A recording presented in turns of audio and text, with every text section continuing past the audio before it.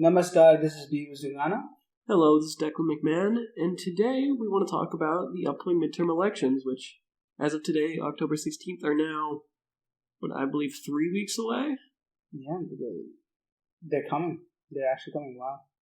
It's been a tough 2 years since the last election in 2020, and I feel like things are getting harder to predict than ever in the last few years. Yeah, because if Dobbs didn't happen, the ruling from the Supreme Court that overturned Roe v. Wade, I think it would be fairly easy, and we could say with very strong confidence that Republicans would have just swept it.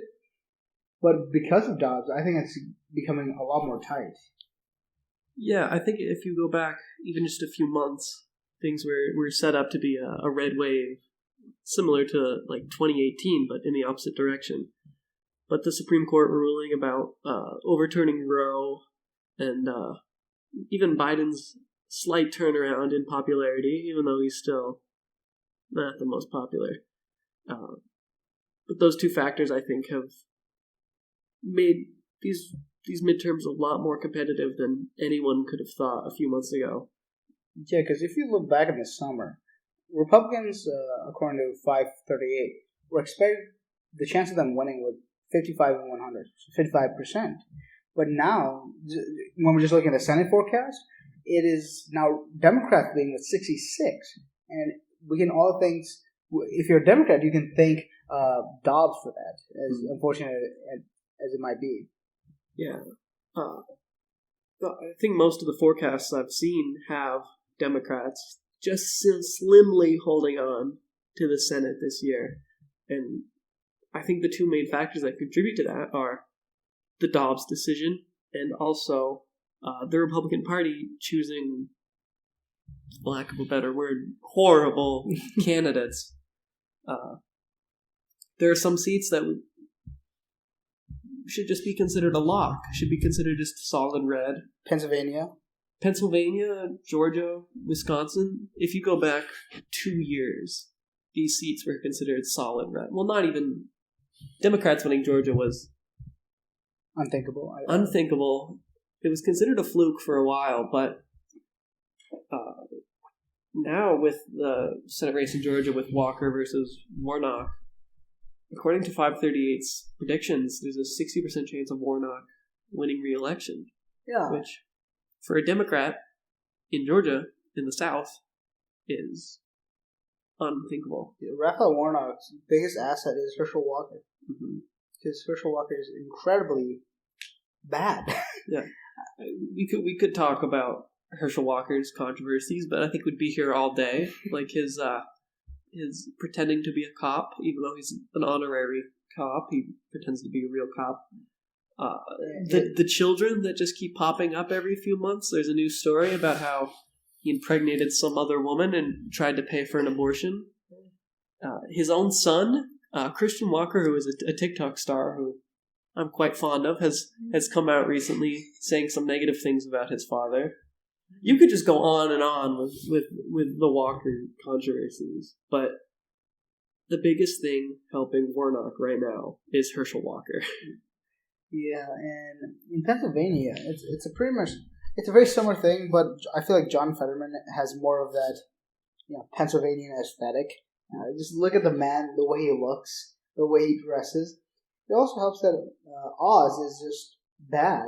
Like he, 2 years ago, he was tweeting about Black Lives Matter, and now he just flipped around and became a hardcore conservative.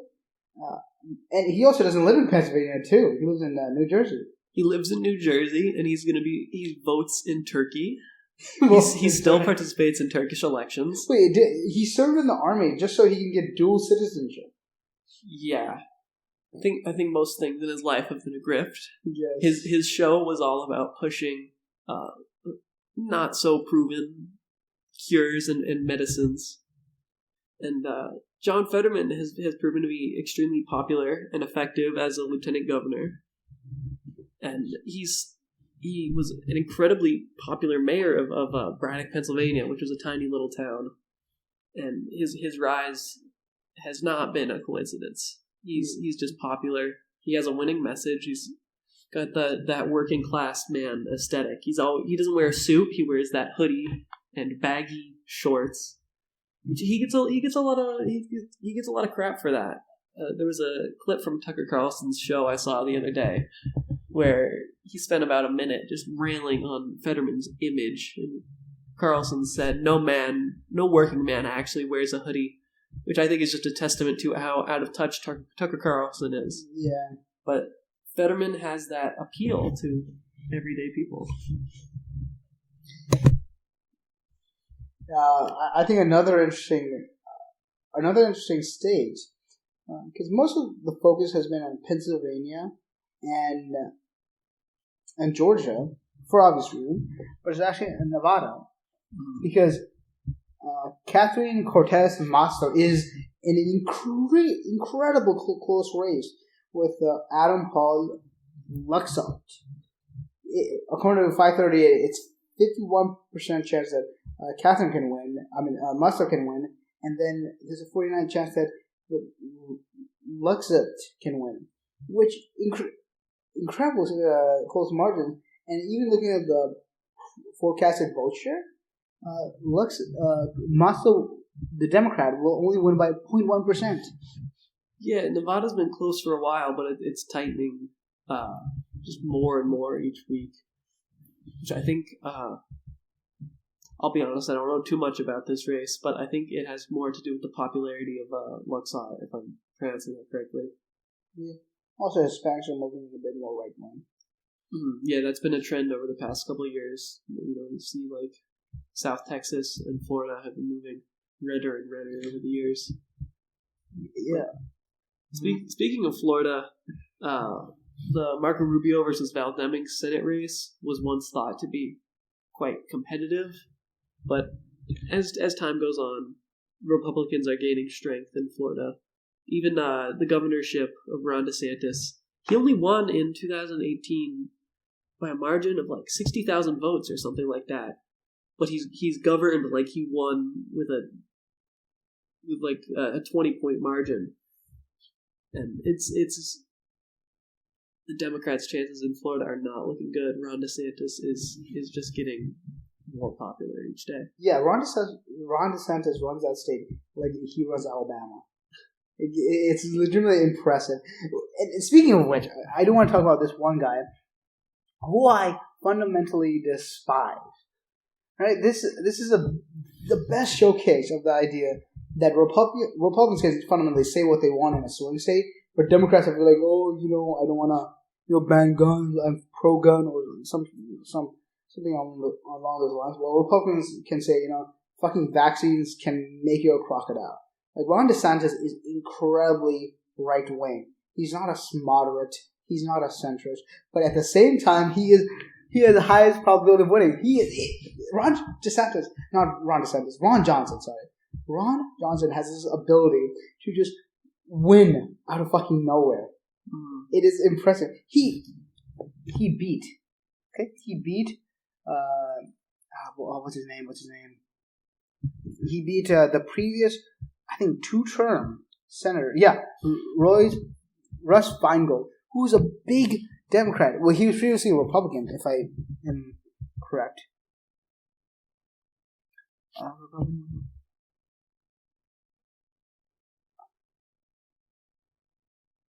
Oh, no, never mind. He was always a Democrat. Never mind. You know where I said that. I'm thinking of someone else. Yeah. He beat him, I think, 3 terms, was it? Yeah. He beat him. And he did it again. He did it twice. Oh, this is incredible. Yeah. Russ Feingold was elected in 1992. It was Ron effing Johnson that beat him. And I'm amazed by Ron Johnson. But I do not believe Mandela Barnes has a chance of winning. If he pulls a hat trick out, I will be incredibly glad because I want this guy out of the Senate. Ron Johnson has said some really extreme things about vaccines and the pandemic in the past 2 years, which in a not so red state as Wisconsin should be a bad thing, should negatively affect him, yet he just continues to win. Yeah, this is a state Obama won by 16 points in 2008. He won by 10 points. The Democrat Mandela Barnes was, I believe, previously lieutenant governor, proving he already won a statewide office as a Democrat. This is not a solid red state at all. But Ron Johnson just continues to come out of nowhere. Laura Kelly in Kansas, I'm not too familiar with her, but she is a fairly popular Democrat in Kansas, and she is expected to win, which is good on her, even though technically there are more Democrats registered than Republicans, but like those Democrats are not really. Democrats are more, old school Democrats, so they're going to vote Republican. But she is still expected to win, which is amazing because it's like in this, which reminds me of another guy in Kentucky. Kentucky, yes. Who's up for election next year then? Yeah, the case of Laura Kelly winning the governorship in a solid red state like Kansas as a Democrat, it's just a testament to her popularity. But also, abortion has been a really big issue, like a big issue on voters' minds coming into this midterm. There was an abortion referendum a few months ago, which was about whether abortion should be legal or not, and it was, I believe, like 60% of people voted with the pro-choice stance, which for a red state is really unexpected, and I think just shows how many Republicans there are out there that support keeping abortion safe and legal, and those voters, I think, are going to swing the other way for this midterm, and that's a big reason we're seeing a blue shift.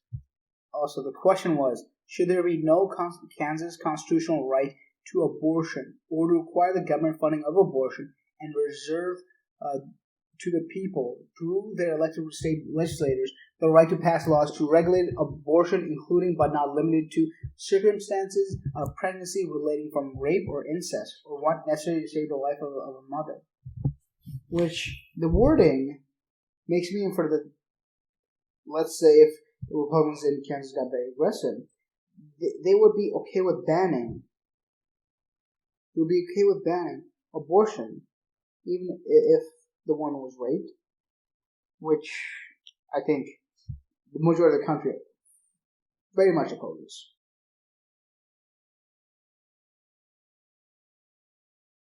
So for the last two Senate races that we're going to cover Ohio and Arizona. And I'm going to do Arizona because Arizona is fascinating in the sense that Blake Masters has just went from diehard Trumper to mediocre Trumper, but completely changed his position on abortion. Like, just did not even 180, a 200. He went from supporting a flat abortion ban, if I can recall correctly, and just went from talking about all late-term abortions. Mm-hmm. I think he had his abortion plan on his campaign website. Yeah. And then he completely deleted it and replaced it with a more moderate stance. And then when his opponent, Mark Kelly, tried to attack him on it, he just claimed that site was wrong, that position never existed. Yeah. So Blake Masters, I hope, is going to lose. Because he's similar to Vance in Ohio in the sense that he is incredibly backed by Peter Thiel, who is an ally of the president. Mm. Which wouldn't be that bad, but the whole ideology of that faction of the Republican Party is that free trade is bad, is that immigration is bad, and it also switches the conversation from economic issues to vague cultural identitarian issues, like CRT. for example, and the transgender issues that are rising across the country right now. So I hope he loses. Yeah. I think you mentioned Peter Thiel, who's just pouring loads of money into Blake Masters' campaign, but also J.D. Vance in Ohio, who is, I believe now, is up in the polls, and his chances of winning are higher than they were before. But J.D. Vance has no political experience. He just has the financial support of Peter Thiel, and also he has the Trump endorsement. But he's running against Tim Ryan, who's a congressman, really, really minor 2020 presidential candidate. Didn't get very far. Unfortunately. He got like 1% in polls or something. He was one of the first to get out. Did he do better than Delaney? Barely. Oh. I think they're on the same tier. No, Delaney is absolutely sick though. I love Delaney. Well, the voters do not agree with you. Yeah, the voters are dumb. But I think it would be dumb of voters in Ohio to vote for Vance over Tim Ryan, who has that working class appeal that John Fetterman has, but he doesn't have the working class image. But he has the story. He's a real Ohioan. He has political experience, and J.D. Vance just has the Trump endorsement. Trump was campaigning for him in Ohio, and he said about Vance that all he does is just kiss my ass. And Vance just got back up on stage after that and shook Trump's hand, posed for more photo ops, just completely ignoring the fact that his beloved Trump called him out as an ass kisser. He has no spine, really. He has no ideology, because I remember the tweets he was tweeting back in the 2016 election, and he was going like, "Oh, I despise Donald Trump because he has said racist stuff about Muslims and sexist stuff about women, and those people are close to me.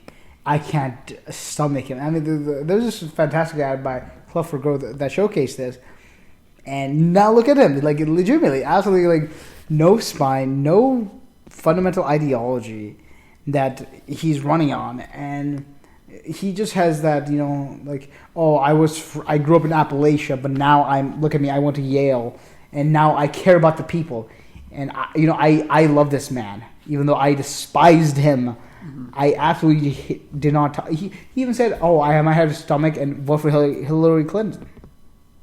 Those were his words. He's very similar to Oz in that way. Yeah, he was once, more moderate, more reasonable, but then he sold out for the Trump endorsement.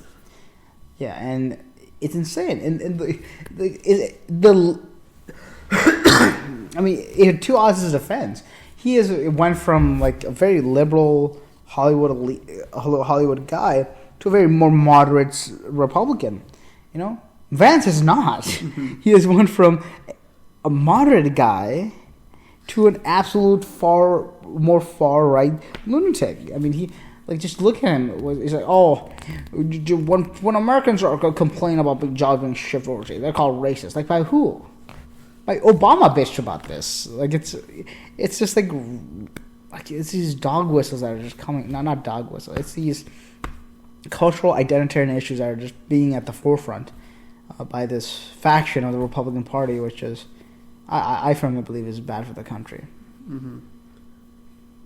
We've been talking a lot about the Senate and about how the Democrats are in a good position to retain the Senate, but if you move over to the other side of the Capitol, look over at the House, things are looking. It's looking like the Republicans are on track to win a slight majority. I think 538's models have a 71% chance of Republicans winning a majority in the House. Yeah, and one example of this, which once again is such a clear example of the idea that Republicans can say what they want, is Mike Garcia, who took out what was her name? The lady that was in controversy. He took up her seat. Oh, okay. So Mike Garcia, like a female congresswoman, had to resign because of an affair, and he ran as a Republican, and he surprisingly won by a fairly good margin in the special election. But when it comes to the general election later that year, he won by 300 votes. But this man, while in Congress, has been acting like he's in fucking like a deep red Alabama district. He has voted against the certification of the election. He's very incredibly pro-gun, which is not a bad thing. But once you're in California, you're in Cali, or California, okay, and he's losing, which is the funniest thing, and I love that. He only won because of the unpopularity of Katie Hill, who had to resign because of a sex scandal. Katie Hill, that's her name. Yeah. And again, 300 vote margin of victory, and he's acting like this is. He's acting like he's in Alabama. He's acting like he's in a deep red state, and yeah, that's very unexpected from a Californian politician. Actually, this one stood out to me. Sydney Axne, whatever. The Democratic representative for Iowa's 3rd District, who by all means, right, is like very centrist, very moderate. She is losing. Unfortunately, she'll probably be replaced by the Republican Zach Noon. But the funny thing is, right, just to showcase how influential Dobbs was, before the chance of a Republican winning was 72%. Now it's 54%, and the projected vote share went from 52 to 47 to now 50.3% to 49.7%. So do not fret, the Democrats, because there's still a chance for Democrats to take the House. It is by and large improbable, but if they win the key demographics, they win the key percentage of electors in each respective state, even if they lose the popular vote, they can still win the House. Mm-hmm. Another seat that I think was a perfect example of how Dobbs really swung this election is Alaska's at-large district. Massive state, one congresswoman. I believe his name is Al Young. He was the longest serving congressman, period. I believe he was in the House for like 50 years, something crazy like that. And unfortunately, he died earlier this year, March, I believe. He was also really cool, like, as a person. Yeah. Sorry. Yeah. So sorry. He was a cool guy. Unfortunately, he passed away, and there was a special election held a month ago. Don Young, that was his name. Don, yeah. 50 years, 49 years, wow. Yeah. 1970. He went from Nixon. No, yeah, that's Nixon. No, is that? No, that's Carter. That's Nixon. Oh, that's Nixon? Yes, I believe so. Yeah, oh yeah, he went from Nixon to Biden. Mm-hmm. He was in the House for just 1 year shorter than my parents have been alive. So he was a Republican, a staple of Alaska. But unfortunately, he passed away, and there was a special election, and Mary Peltola, a Democrat, won. It was Alaska uses ranked choice voting, where you get to rank your candidates. So there was 4 main candidates. There was Sarah Palin, former governor, former vice presidential candidate with John McCain in 2008. Nick Begich, another Republican. Mary Peltola, and there was some independent guy who dropped out. So really, it was a 3-way race. And people rather vote for the Democrat over Sarah Palin. And she used to be governor of that state. She had previously won the governorship and won as the vice president candidate in 2008. But she was just so unpopular. And the Democrats had been gaining steam ever since the Dobbs decision, that it was just a perfect storm of factors to let a Democrat win red Alaska. Yeah, which is surprising, and it shows the effects of Dobbs. And we're hopping on Dobbs because it's like fundamental in why Democrats are gaining steam. Because you're right now in a country with high inflation, rising crime, and a lot of people are looking at the other side for it.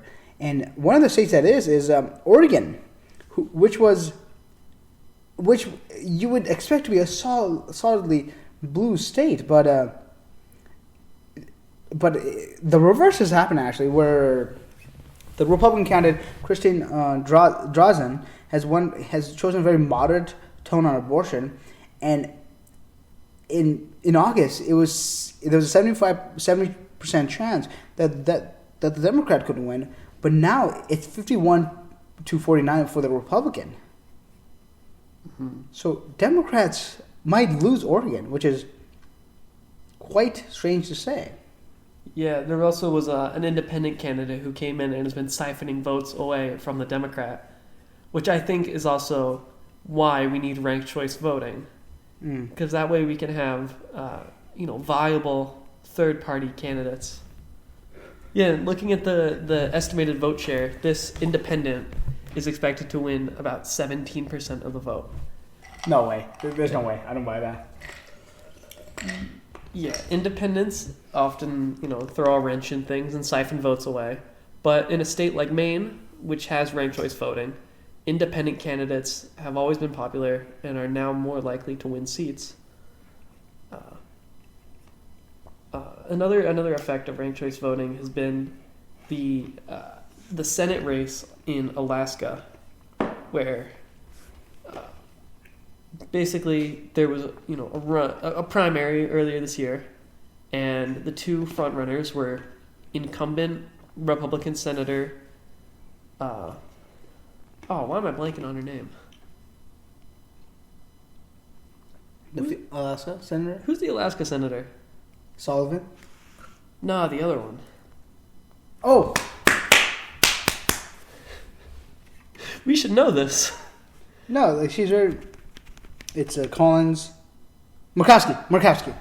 Lisa Murkowski. Yes. Murkowski. She is running for re-election. She's a very moderate Republican. She voted to impeach Trump in the second impeachment. So she's not been very popular in the eyes of Trump. So Trump has endorsed instead Kelly Tshibaka. So now the race is really just two Republicans running against each other. And thanks to ranked choice voting, Democrats are now able to vote, first for the Democrat, which is really a minor candidate in this race, and then they can rank Lisa Murkowski as their second choice, which could push her over the edge and get over 50%. Yeah. But by the way, I just want to state this, okay? In 2010, Lisa Murkowski got nearly 40% of the vote and won by write-ins with the name Murkowski. Yeah, she won. She wasn't always popular. She was only appointed to the seat because her father was governor, and the incumbent had died, I believe, or retired. I'm not quite sure, but she was just appointed, and she wasn't quite popular. And she won 40% of the vote as a write-in with a last name like Murkowski, which I can't spell or remember on a good day. But she's proven to be popular, and Democrats are rather vote for her than vote for a Democrat in this upcoming election. Which is a good thing, really, because Murkowski is also pro-choice. Like, has supported the codification of Roe v. Wade. She's very Susan Collins-esque. But actually, I feel like she states her positions a lot more. Mm-hmm. She's one of those people that has a spine in Washington. Yeah. Which is why her party's not a fan of her. Yeah. But they'll probably vote. Oh my gosh. Yeah, it's going to be. So both the races in Alaska this November are going to be really interesting. Yeah. But they're ranked choice, so the results will take days to come in. And even the early returns. The polls close there at like 7 o'clock, which for us lower 48 people is like 1 a.m. Yeah. So election night is going to be long to wait for Alaska results. But overall, I think these midterms are going to be very exciting. I'm excited for them. I think things are going to be really interesting. Wouldn't it be like lower 49 if you're talking about Alaska? Well, time zones are based on like how east and west you are. In Hawaii is sort of never mind. Southwest of Alaska. You got to know your geography. You don't know your time zones. I guess you're not. Anyways, thank you for joining us. In review, Democrats will take the Senate. Republicans are probably going to take the House, but there's a chance that Democrats will still win. But the Senate races are very particular because gas prices are going to rise soon. There's let's see how the electorate responds to that. But thank you for joining us for Advocacy by Liberty, and we hope to see you next week. You have a good